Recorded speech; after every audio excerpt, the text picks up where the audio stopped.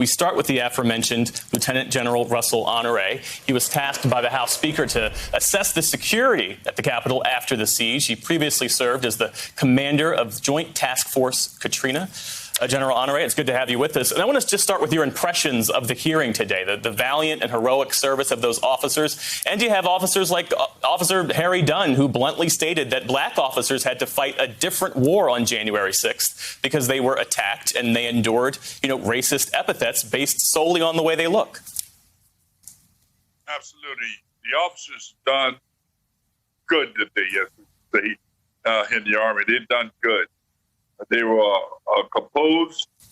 They shared their experience.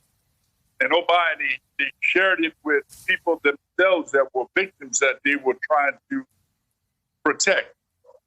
What came through clear today from the officer's perspective and what I heard is that they take great grievance with the former president saying this was a picnic, that this was a tourism event. And they need to be held accountable. The former president, it is many indications here that the executive branch was complicit in what happened on 1/6.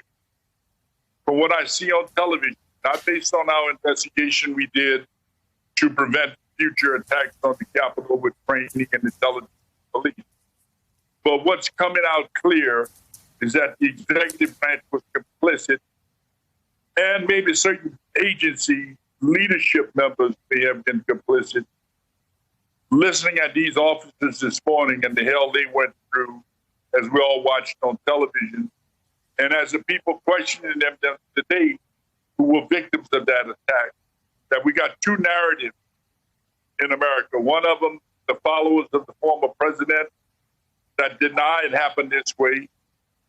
And then the victims, the members of the House and Senate themselves, and these brave police officers who took the brunt of the damage that day.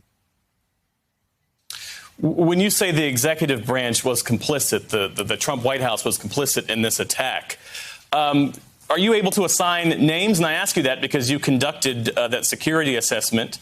And to Clint's question, do you know who was in touch with the Department of Defense? Do you know why there was that delay in getting more law enforcement to the Capitol as frantic calls were made for reinforcements? No, this was not a part of my investigation.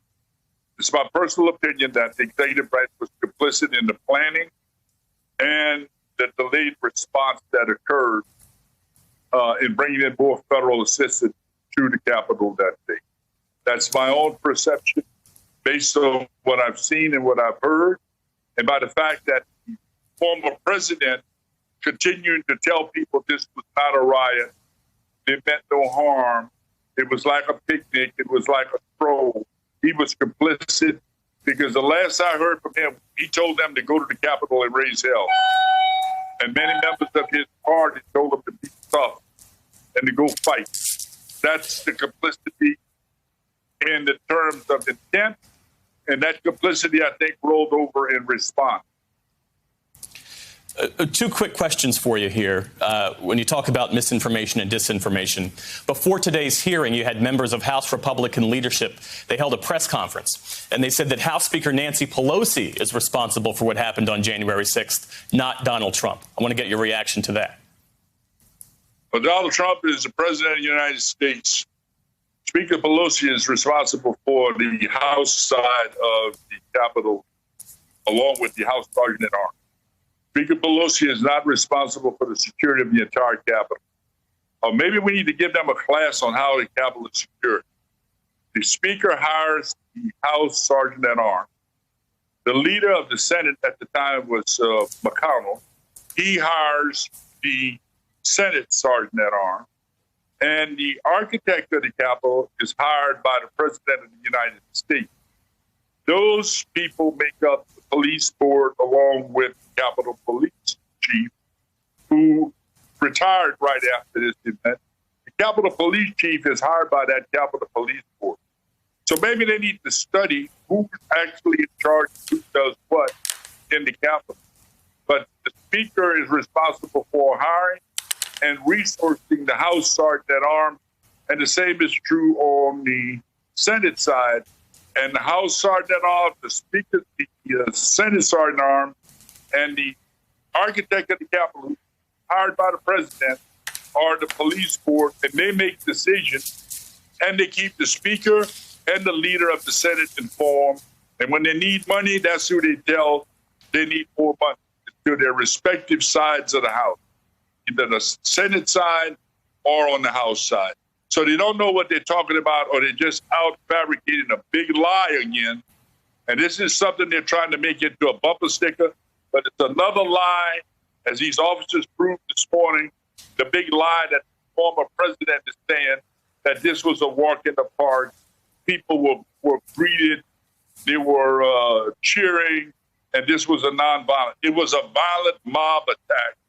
And the former president, again, keeps saying that. I saw it on TV last night from a recent interview. And his supporters, like members in the House, Gosar and Johnson from Wisconsin, they keep telling this lie that this was not an attack on the Capitol. And this is a shame. And Speaker, Leader Kevin McCarthy knows better than that, because he said there should be a commission, there should be an investigation, and it did not happen. The minority leader in the House. And shame on him. Lieutenant General Russell Honore, we appreciate your time as always, sir. Thanks for joining us this afternoon.